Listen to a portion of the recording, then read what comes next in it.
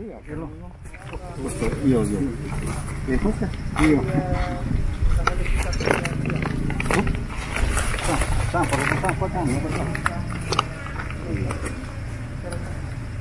Kalau sebenarnya kan kalau dia sanitary lensil kan baru manual program manual.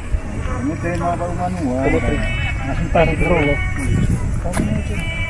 Ini ada pistol kayak langsung naik. Ya, standby kasih baru tarik. Ini langsung maju sih, harta tarik sampai. Enggak dibagi langsung. Oh. Harusnya baru manual. Kayak kedok. Bodam. Hanya langsung maju ya, tiga. Harta tarik gerobak ke sampah. Dia gerdak di kagelang hanya tersampah. Oh, iya. Ay penuh.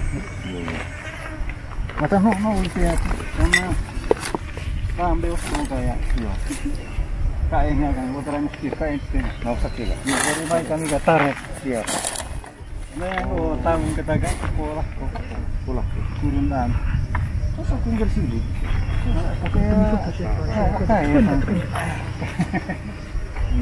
Berat beban di TPA karena tidak ada pemilahan dari rumah tangga tuh. Rumah tangga tidak ada pemilahan, kemudian tidak ada juga tempat sampah komunal di RT RW kan. Dan sebenarnya kalau pemilahan dari rumah tangga terus nanti sampai di TPS sementara, tempat pembuangan sementara dipilah lagi, ya kan makin kecil ke sininya. Jadi di sini ya betul-betul hanya yang memang tidak bisa diolah lagi, ya, jadi yang sedikit bebannya. Tapi ya kita kan tidak punya budaya itu, dan karena itu saya kira kebiasaan itu yang akan kita mulai nanti, artinya pemilahan dari tingkat rumah tangga. Pemilahan dari tingkat rumah tangga, kemudian TPS komunal, TPS yang menghimpun katakan 2-3 RW jadi satu, jadi pemilahan lagi di situ dan pengolahan, sehingga jumlah sampah yang masuk ke sini juga makin berkurang. Nah, di sini kan ini persoalan kita di sini, dan ini rupanya dari dulu tidak terselesaikan adalah prosesnya. Proses ini kan kalau kita lihat ini kan open dumping di sistemnya. Sementara harusnya kalau melihat situasi ini kemudian kebutuhan kita, harusnya kita masuk ke landfill sudah. Ya. Masuk ke landfill. Sanitary landfill akan baik saya kira. Dan itu tinggal tambahkan dengan saya kira perlu alat berat di sini. Nah, kalau landfill itu artinya sampah, kuruk tanah masuk, padat, sampah lagi, tanah lagi, sampah lagi, tanah lagi gitu. Ya. Memang sepintas kan kalau kita lihat ini satu penyakit, kedua uang terbuang percuma. Jadi bagaimana ini kan uang semuanya. Ya. Plastik, kertas, botol, uang semua. Ya.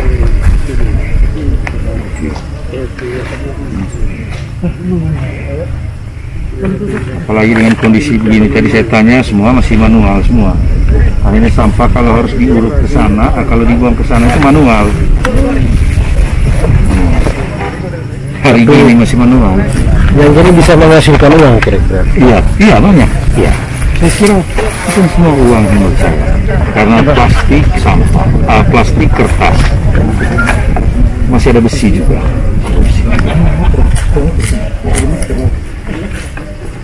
Saya kira kita fokusnya memang pertama memang lingkungan kalau di sini, karena kita lihat ini kan kebun masyarakat, tanah milik masyarakat, dan sudah banyak komplain mengenai pencemaran kondisi lingkungan di sini, pengertian kemudian udara, pencemaran udara. Ya, yang kita takut ini pencemaran air tanah. Nah, itu yang kita takut, pencemaran air tanah. 2019 awal itu Pak Heri ada KLB Muntaber. Mana? Ya, 2019 awal. Ya, kan nampak dari sini. Itu datanya di Pustu. Ya. Saya pikir ini yang jadi perhatian ke depan, ya bukan semata-mata untuk kepentingan politik, tapi ini memang sudah urgent untuk ditangani, sangat penting untuk ditangani. Saya kira saatnya pemerintah juga ya membelanjakan uang lebih banyak untuk sarana prasarana persampahan ini. Jangan dianggap sebelah mata lagi untuk persampahan, dan teknologi saya kira penting masuk. Teknologi masuk. Selama kita masih mau dengan manual terus, saya kira akan sulit. Tapi di atas semuanya menurut saya analisa dan penanganan dari hulu ke hilir. Ya, dari hulunya itu di rumah tangga, tingkat rumah tangga, pemilahan di tingkat rumah tangga, organik non organik, kemudian di hilirnya itu yang di TPA ini. Dan saya kira kita juga akan akan ada banyak kelompok yang bekerja untuk persampahan di Manggarai nanti. Akan ada banyak kelompok universitas, beberapa universitas swasta, beberapa LSM nasional ini sudah membangun komunikasi dengan kami untuk pengelolaan persampahan di Manggarai. Jadi saya kira ini kerja kolaboratif untuk menangani persampahan.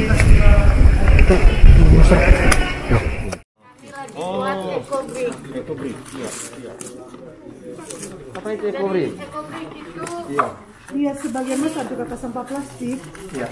Dan dalam sampah plastik kita sediakan botol untuk pengurangan sampah plastik. Plastiknya kita taruh dalam ini, dan langsung menggunakan tongkat ini ditumbuk sampai semua betul-betul padat dalam botol tersebut. Ini sebagai pengurangan sampah plastik yang sedang berjalan. Maksudnya bagaimana? Iya, tumbuk padat. lipat ke sini, lipat Pokoknya sampai full nanti. Ini bisa dibuat kayak karya seni begitu kan. Bisa buat kursi atau misalnya kita nanti buat bingkai gitu, bisa dari sini. Iya. Ini kasih padat ini. Kasih padat. Ini salah satu tujuan untuk mengurangi penyebaran ini sampah plastik yang berserakan. Jadi kita kasih masuk ke dalam botol untuk mengurangi itu.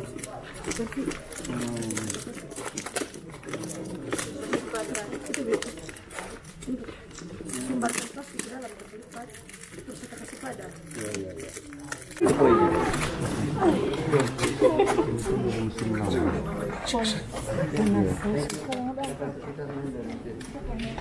Nih.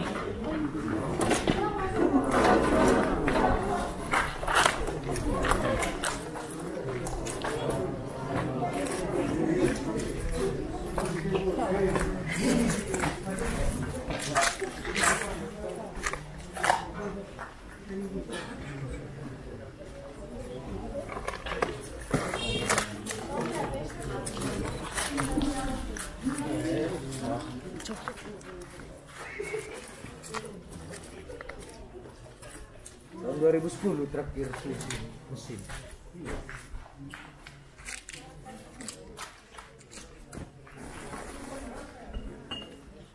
Nah, ini lihat dari sana.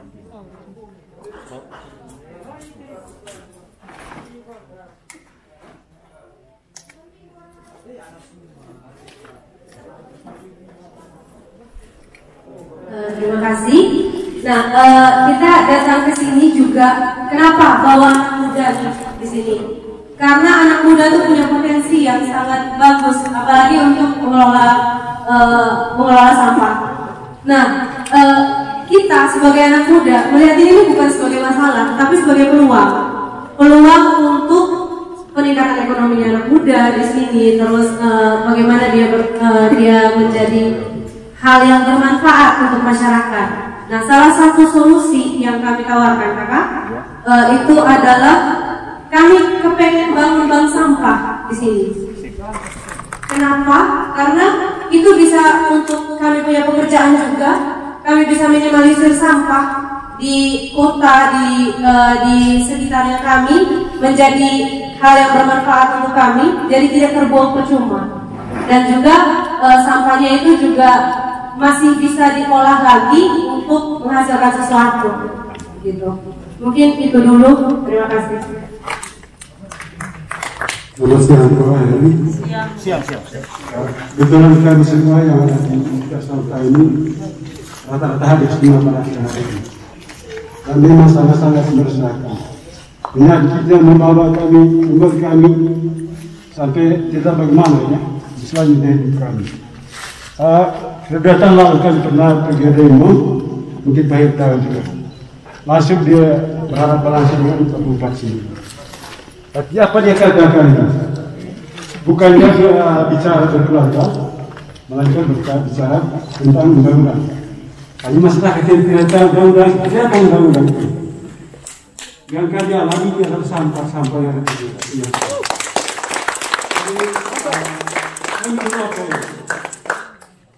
Saya juga berdoa, kami berdoa semua akan sukses semua. Tapi satu pertanyaan,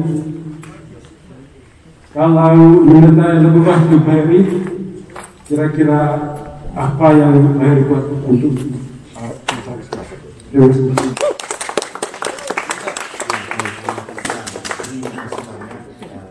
Sekali lagi selamat siang untuk semua, untuk mama sekalian, teman-teman muda, perempuan bangkit, kemudian dari KFC dan lain-lain. Tadi saya lihat semuanya meskipun belum secara penuh, tapi saya kira persoalan potensi ini harus ditangani dari hulu ke hulu ke hilir. Itu artinya hulunya ini di produsen sampah itu siapa? Rumah tangga. Jadi di rumah tangga masing-masing, dan itu yang akan kita kampanyekan nanti. Yang kita kampanyekan adalah pemilahan sampah di tingkat rumah tangga. Pemilahan sampah di tingkat rumah tangga.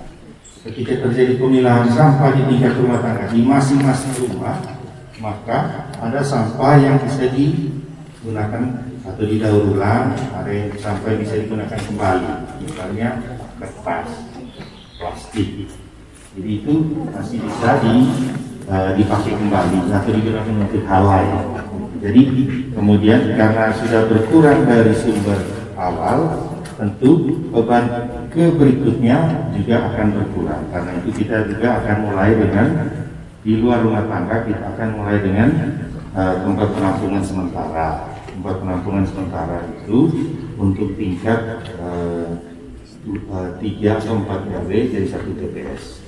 Itu 3, 4 RW 1 TPS. Jadi kita akan buat itu untuk kota Rute.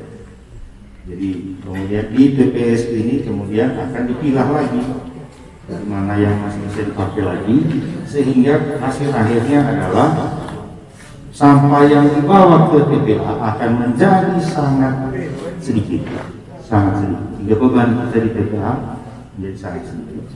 Tapi kemudian penanganan di TPA seperti apa? Jadi kalau hulunya itu di rumah tangga, hilirnya itu di TPA, hilir di TPA. Nah, di TPA ini sayangnya kita belum punya masih menangani dengan kondisi seadanya. Kondisi seadanya artinya seperti yang sekarang, pendamping. Pendamping itu artinya dibuang saja, timbun. Padahal di mana-mana di kita di Indonesia, kota-kota kecil, kota-kota sedang sudah pakai landfill, sudah pakai metode landfill. Jadi bisa sanitary landfill. Kalau landfill itu artinya sampah, kemudian di atasnya tanah, kasih padat, baru sampah lagi, tanah lagi, padat lagi. Artinya apa? Artinya untuk di sini memang bisa tidak harus ada alat berat. Artinya itu berarti ada tambahan.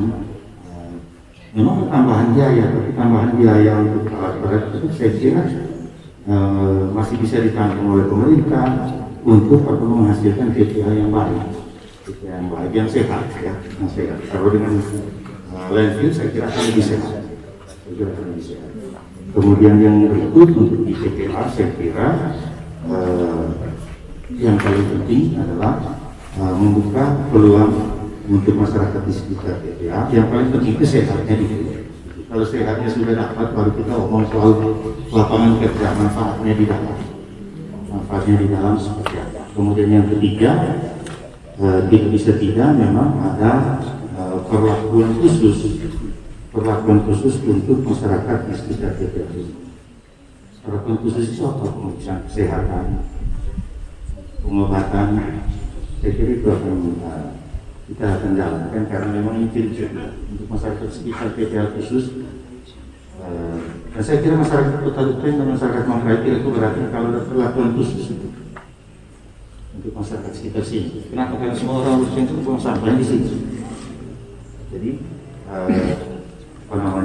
khusus perlakuan khusus di sini itu dalam pengertian bahwa sisi kesehatannya, sisi bantuan sosialnya saya kira akan lebih diperhatikan untuk bisa bocor. Jadi bisa tidak itu apa? Itu koingan sendiri astor jari dan itu apa itu? Betul, iya korban besar. Lewat yang lain terus. Sehat, bebas boleh. Karena tiap hari kan? Iya. Tiap hari. Satu udara, Semarang keluar. Yang kedua kita belum tahu. Jadi penanganan persampahan di Kota Ruteng sampai dengan TPA nanti kita akan tangani dari hulu ke hilir. Kemudian ini kerja kolaboratif, kerja bersama. Ada beberapa lembaga swasta, lembaga pendidikan, universitas yang sudah mengajukan beberapa usulan untuk kerjasama penanganan sampah Kota Ruteng ke depan. Bagi nomor coba tadi anak sebagai kaum milenial, kesannya untuk anak muda zaman sekarang, ayo kita bekerja sama-sama, kita bangun Manggarai yang lebih cantik, lebih indah, dan sampah-sampah yang ada di Manggarai itu bisa diatasi, dan karena adanya anak muda yang bekerja sama dengan pemerintah. Mungkin ada teman-teman yang semoga kedepannya yang kami kaum milenial bisa bekerja sama baik dengan pemerintah untuk mengatasi sampah yang sedang merabak di Manggarai. Semoga Manggarai kedepannya lebih cantik. Semoga perubahan betul-betul dibawa oleh paket H2M.